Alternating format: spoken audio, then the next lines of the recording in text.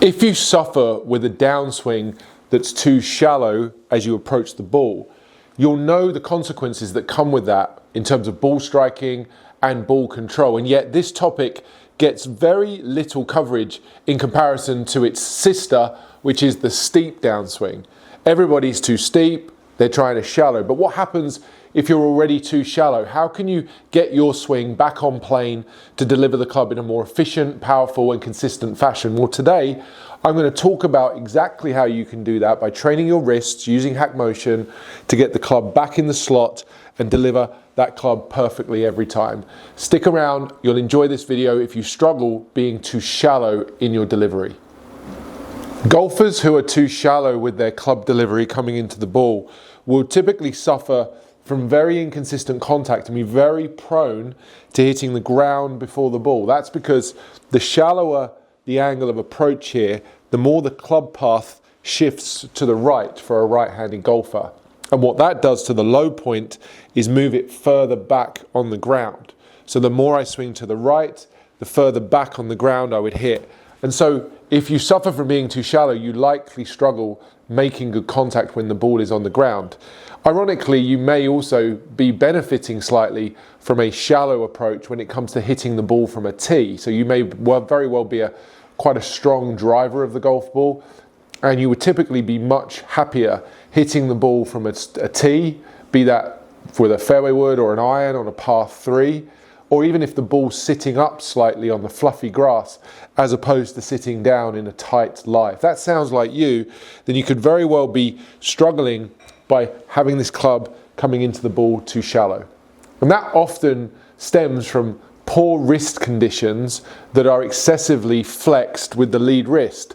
So if I was to take my lead wrist and flex it as much as I could, which would be to turn it down in this fashion, it would have the effect of lowering or shallowing the shaft. It would also at the same time tend to close the face excessively. So if you're too shallow, you'll often associate that with a club face that's too closed, and the golfer would hit shots where they would tend to hook the ball quite a lot. So very shallow, closed face, club coming too much from the inside would be associated,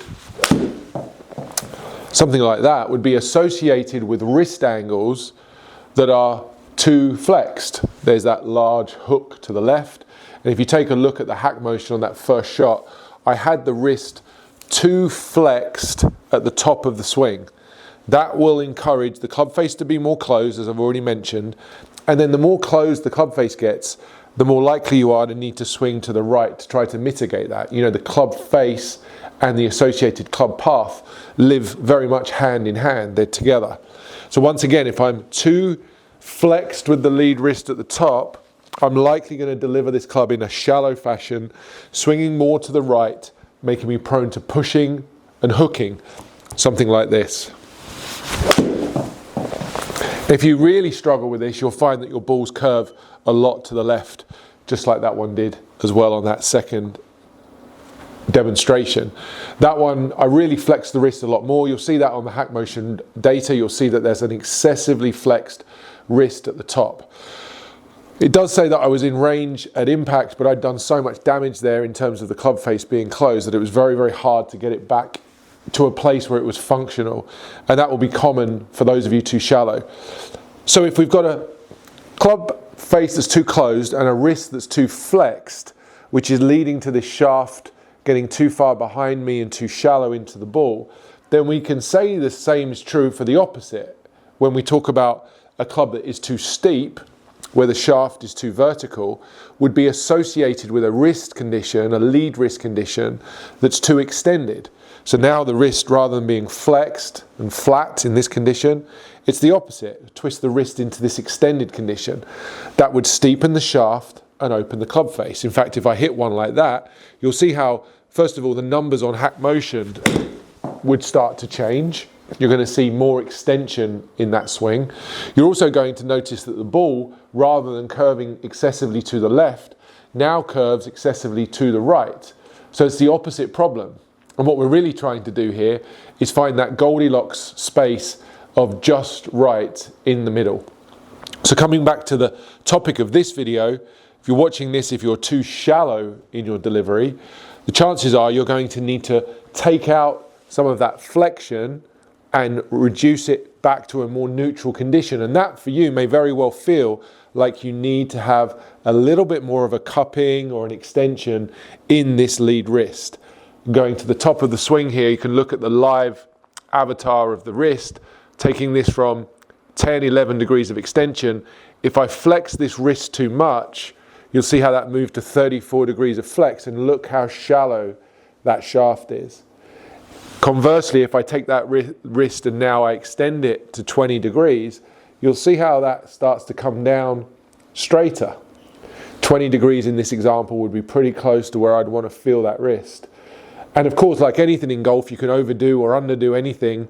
If I took that extension now to the 40-50 range, you'll see how that shaft starts to come down too steep. So we have to find that happy medium. Let's use a drill inside the HackMotion app that will train your wrists to do this just the right amount. Quick question for you. Did you know that 80% of your golf ball's direction comes from the club face angle at impact? And it's your wrists that control that angle. If you want to hit straighter shots and add more distance to your game, then check out the link in the description below. So I've gone inside the HackMotion app and I've opened up the motorcycle drill, which is a drill you can find within the app, which is specifically targeted at helping you to achieve the correct wrist angles, particularly in transition and the downswing, which for most golfers is where they get it wrong. A part of the swing that's happening very quickly, a part of the swing where it's difficult to sense a change in the wrist angles. It's a really sensitive time to be moving that club and getting those wrist angles just right. The motorcycle drill is typically associated with helping golfers to close the club face, but you can use it within the HackMotion app to stay just right in that range that I was talking about. The motorcycle drill gets its name from the idea that you would be twisting the club as you swing down, just like you might twist the throttle on a motorcycle. And in golf, you could twist the motorcycle throttle in a way that encourages a more flexed lead wrist and closes the face more, which would be something you'd want to do if you were a slicer. But equally, you could twist the grip or the throttle in the opposite direction, which would start to open the club face more or reduce the propensity to have it closed. And that would be great if you were that golfer I showed you at the beginning who's too shallow, too closed with the face, and hitting too many hooks. The way that the motorcycle drill works is wonderful. Let me show you how you can walk through it yourself. So we've got it set up there on the iPad. I'll go ahead and take my address position where the app recognizes I'm in place. Go to the top of my backswing, and then it asks me to keep my wrist within a range during the downswing. And I'm going to know if I'm doing that because I get a vibration feedback through the sensor. So if I was to flex my wrist too much and make the too shallow downswing, it would tell me that I need to extend my wrist to find the range. It would demonstrate to me here on the screen that I started in range, but very quickly moved into a position that was too flexed with the lead wrist. Once again, too flexed with the lead wrist, as I come down, would shallow this grip too much, shallow the shaft behind me, and make me prone to swinging out for too long. I don't want that. Equally, quick demonstration of how this would also catch you if you went too much the other way. If you started to extend the wrist coming down and you start steepening the shaft and swinging across the ball, there's a very clear demonstration that that was wrong. So the goal here with the motorcycle drill that you could work through with the HackMotion wrist sensor is to keep the wrist in the range. I flex it now, down, down, down, down, down, down, down. I lost it just a tiny bit there in the middle while I was talking to you. The key is to keep the range of the wrist there such that you continue to get the feedback of the vibration through the sensor. One more time, to the top, hold that position, and then keep my wrist in that range, not too extended, not too flexed, all the way down. Getting pretty good at that.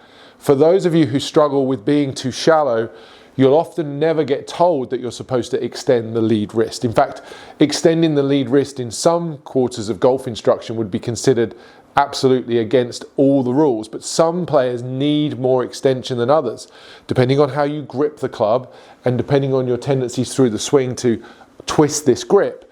Many golfers actually need to feel more extension. So if you've fallen into the trap of trying to shallow the shaft too much, or you've fallen into the trap of flexing this wrist to the point where you're so shallow you can't make good contact, then this exercise is one that I would strongly recommend.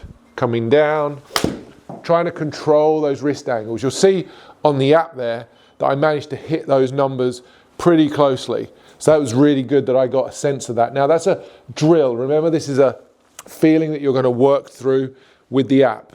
You're going to take it slow and work yourself through. But a great thing about this exercise is I can get to see on the screen if I'm managing to hit those ranges and those targets, or if I start to speed up, do I start to lose it again and get too shallow?